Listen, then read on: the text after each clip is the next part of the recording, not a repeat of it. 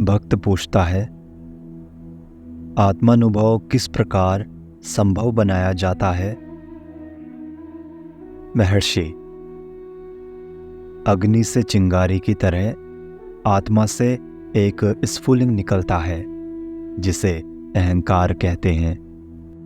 अज्ञानी में ये उत्पन्न होते ही स्वयं को किसी पदार्थ के साथ तद्रूप बना देता है। वस्तुओं से तादात्म्य किए बिना उनसे असंबद्ध रहकर वो टिक नहीं सकता। ये संबंध अज्ञान है जिसका नाश हमारे प्रयत्नों का लक्ष्य है। यदि उसकी स्वयं के विषयीकरण की ये आदत तोड़ दी जाए तो वो शुद्ध बना रहता है तथा अपने मूल में लुप्त हो जाता है।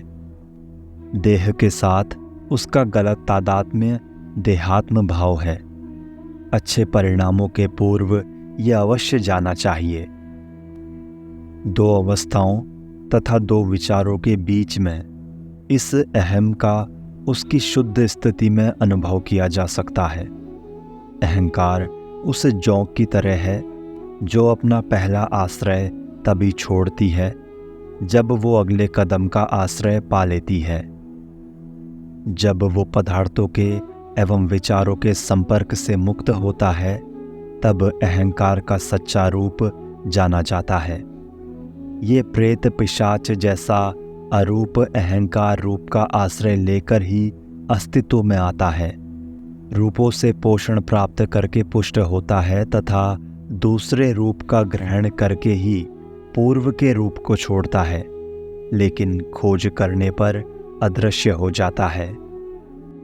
यदि मैं देह हूं, ऐसे रूप वाला पुरुष अहंकार का अस्तित्व होता है, तभी तू वो इत्यादि द्वितीय तृतीय पुरुष भी होते हैं।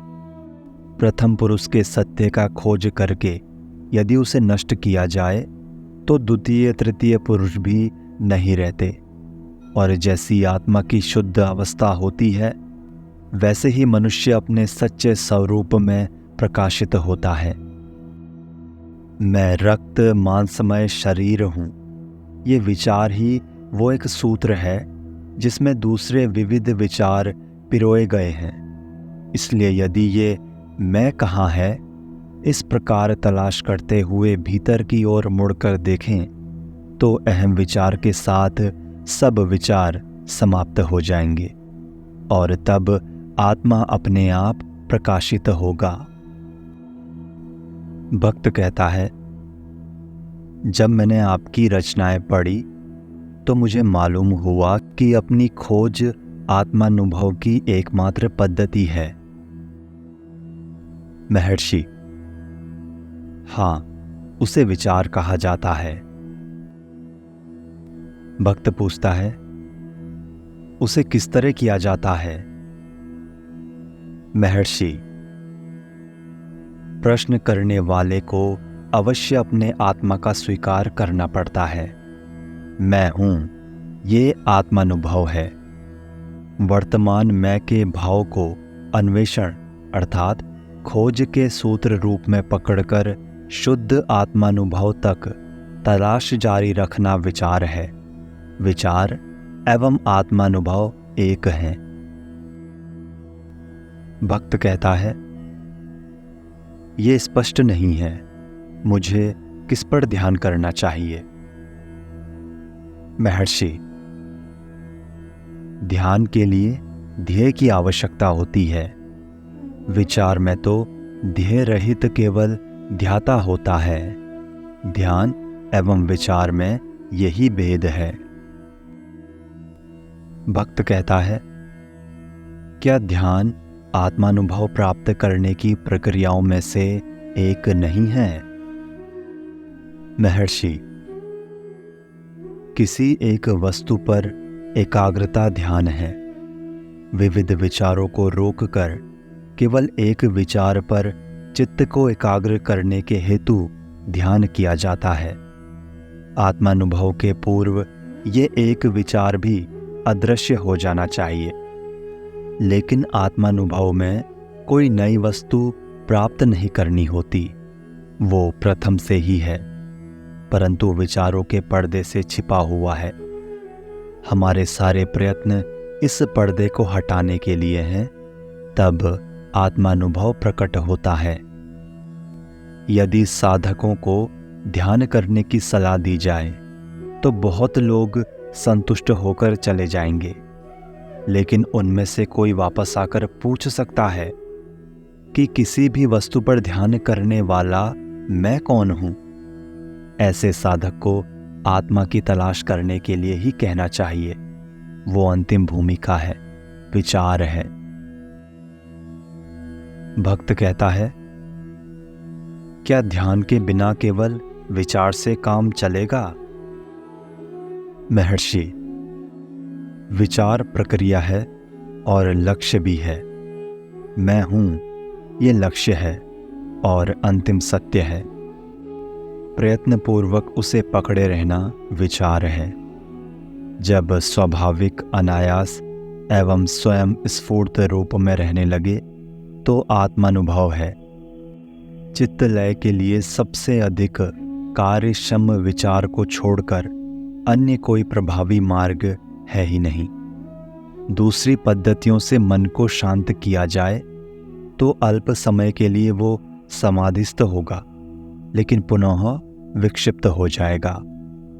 आत्मानुसंधान एकमात्र अमोघ साधन है और सीधा मार्ग है, जिससे पूर्ण, निर्गुण, अनंत सत्ता स्वयं आप हैं। इस सत्य का आप अनुभव कर सकते हैं।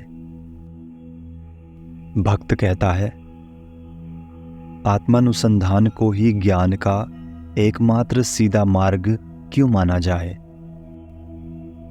महर्षि, क्योंकि आत्मविचार से भिन्न सभी साधनाओं में साधन के रूप में मन को बनाए रखने की पूर्व धारणा स्वीकृत होती है, क्योंकि मन के बिना उनका अनुसरण नहीं किया जा सकता। साधना की अलग अलग भूमिकाओं में अहंकार सूक्ष्म से सूक्ष्म रूपों को धारण करता है, किंतु कभी भी नष्ट नहीं होता। इसलिए आत्मानुसंधान को ही ज्ञान का एकमात्र सीधा मार्ग माना गया है। भक्त कहता है, लेकिन ये अहंकार और मन को अन्य साधनाओं से भी तो पकड़ा जा सकता है। महर्षि, आत्मविचार से भिन्न साधनाओं के द्वारा अहंकार या मन को नष्ट करने का यत्न ऐसा है जैसे पुलिस वेशधारी चोर ही चोर को अर्थात स्वयं को पकड़ने का नाटक करे। आत्मविचार ही इस सत्य को प्रकट कर सकता है कि वास्तव में अहंकार का अस्तित्व नहीं है और मनुष्य को आत्मा की पूर्ण, शुद्ध, अद्वैत सत्ता का अनुभव करा सकता है। आत्मानुभव होने के पश्चात कुछ भी जानना शेष नहीं रहता, क्योंकि आत्मा पूर्ण आनंद और सर्वरूप है। भक्त पूछता है, आत्मानुसंधान अन्य पद्धतियों से अधिक सीधी पद्धति क्यों है? महर्षि, अपने आप से अभिन्न केवल पूर्ण शाश्वत परमात्मा में निष्ठा ही शरीर से आबद्ध जीव के लिए भवसागर से पार जाने का एकमात्र नाव है। अहंकार का नाश ही सत्य है। अहंकार की पहचान की तलाश करके उसे नष्ट कर दीजिए, क्योंकि अहंकार कोई वास्तविक सत्ता नहीं है। वो अपने आप अदृश्य हो जाएगा और सत्य स्वयं प्रकट होगा। ये सीधी पद्धति है और सब पद्धतियां अहंकार को बनाए रखती हैं। उनमें कई संदेह उत्पन्न होते हैं तथा मैं कौन हूँ, इस सनातन प्रश्न का समाधान करना अंत में बाकी रहता है। किंतु इस पद्धति में अंतिम प्रश्न ही एकमात्र प्रश्न है और उसे प्रारंभ में ही उठाया जाता है तथा इसमें अन्य किसी साधना की आवश्यकता नहीं है। इससे बड़ा कोई रहस्य नहीं कि स्वयं सत्य होकर हम सत्य की तलाश में हैं। हम सोचते हैं कि हमारे सत्य को कोई आवरण छिपाए हुए है जिसे हटाना जरूरी है। ये हास्यपद है।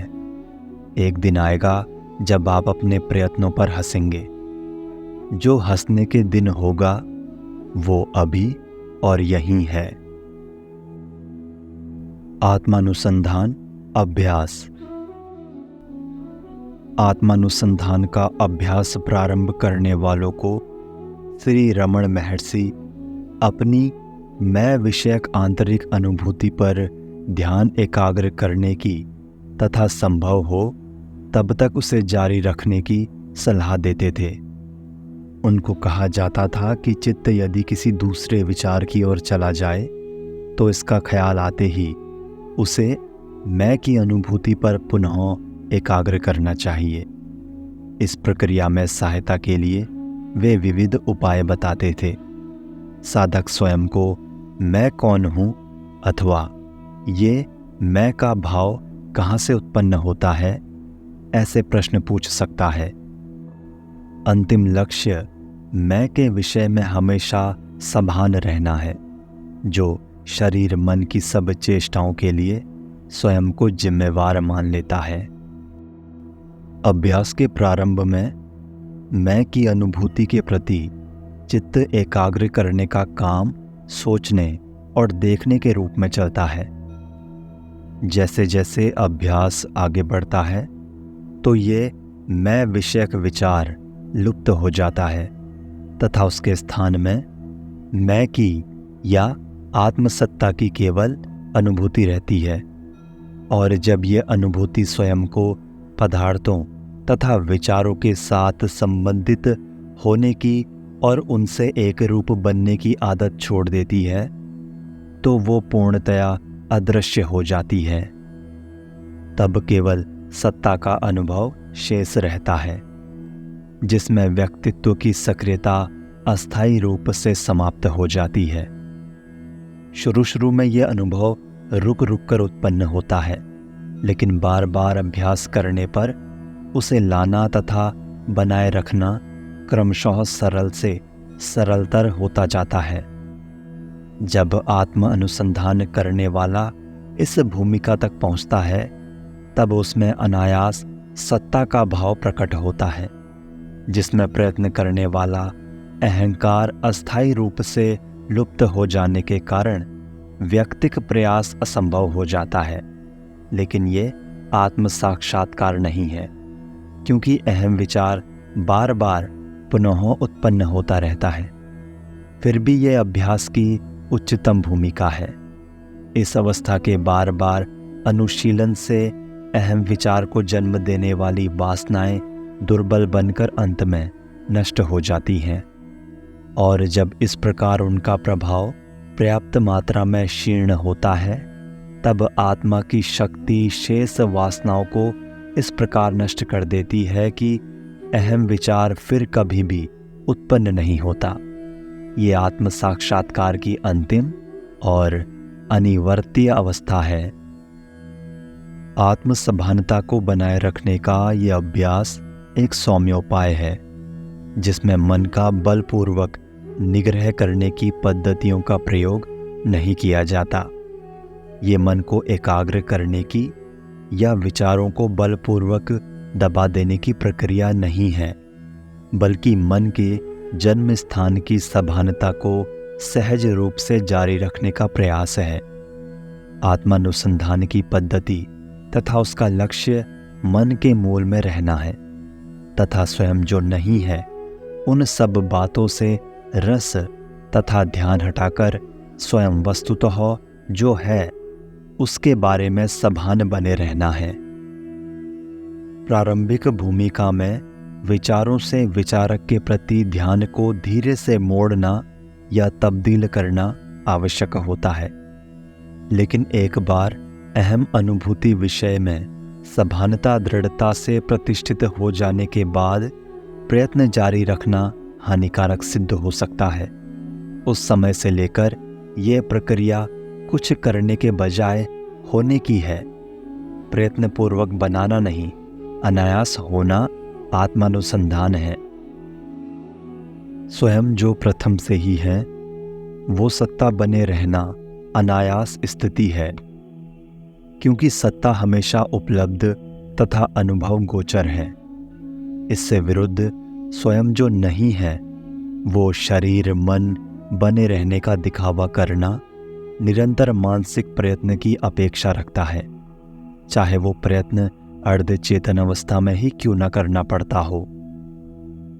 इससे ये सिद्ध होता है कि आत्मानुसंधान की उच्चतर भूमिकाओं में प्रयत्न सत्ता मात्र स्वरूप आत्मानुभव से ध्यान को च्युत करता है, जबकि सब मानसिक प्रयत्नों का अभाव उसे प्रकट कर देता है। आखिर आत्मा कुछ करने से नहीं, बने रहने से प्रकट होता है। स्वयं श्री रमण महर्षि ने एक समय कहा था, ध्यान मत कीजिए, बने रहिए। आप हैं ऐसा मत सोचिए, केवल बने रहिए। होने के विषय में विचार मत कीजिए, आप हैं। आत्मानुसंधान विशेष समय में तथा विशेष प्रकार के आसन में बैठकर करने का ध्यानाभ्यास है, ऐसा नहीं समझना चाहिए। वो मनुष्य की जागृत अवस्था के प्रत्येक क्षण में कुछ करते समय भी जारी रहना चाहिए। श्री रमण महर्षि कर्म करने तथा आत्मानुसंधान में कोई विरोध नहीं मानते थे। वे हमेशा कहते थे कि थोड़े से अभ्यास से इसे किसी भी प्रकार की परिस्थिति में किया जा सकता है। कभी कभी वे अवश्य कहते थे कि नियमित रूप से निश्चित समय में व्यवस्थित पद्धति से ध्यान करने का अभ्यास प्रारंभ करने वाले साधकों के लिए अच्छी बात है, लेकिन लंबे समय तक बैठकर ध्यान करने के वे कभी भी समर्थक नहीं थे एवं ध्यानमय जीवन के लिए व्यवहारिक कर्मों को छोड़ने के इच्छुक अपने भक्तों का कभी भी अनुमोदन नहीं करते थे। भक्त कहता है, आप कहते हैं कि मनुष्य खोज करके अपने आत्मा का साक्षात्कार कर सकता है। खोज का लक्षण क्या है? महर्षि, आप मन हैं या आप ये सोचते हैं कि आप मन हैं? विचारों के अलावा मन कुछ नहीं है। सब विशेष विचारों के पीछे एक सामान्य विचार होता है, जो मैं रूप वाला है, अर्थात आप स्वयं हैं। हम इस मैं को प्रथम विचार कह सकते हैं। इस मैं विचार को पकड़े रहिए एवं उसे वो क्या है, इसे ढूंढ निकालने के लिए प्रेरित कीजिए। जब इस प्रश्न की आप पर मजबूत पकड़ हो जाएगी, तो आप दूसरी बातों को सोच नहीं सकेंगे। भक्त कहता है, जब मैं ऐसा करता हूं और स्वयं अपने आप को अर्थात अहम विचार को पकड़े रहता हूं, तो दूसरे विचार आते जाते रहते हैं। फिर भी मैं अपने आप को पूछता हूं, मैं कौन हूं? लेकिन कोई उत्तर नहीं मिलता। क्या इस स्थिति में रहना आत्मानुसंधान है? महर्षि, ये एक गलती है जिसे लोग अक्सर किया करते हैं। जब आप पूरी गंभीरता से आत्मा की खोज प्रारंभ करते हैं, तो होता ये है कि अहम विचार लुप्त हो जाता है और भीतर की गहराइयों में से कोई दूसरा तत्व आप पर अधिकार कर लेता है, जो आपका मैं नहीं होता, जिसने खोज शुरू की थी। भक्त पूछता है, ये दूसरा तत्व क्या है? महर्षि, वो अहम का सच्चा अर्थ या आत्मा है। अहंकार नहीं है, वो स्वयं परम सत्ता है।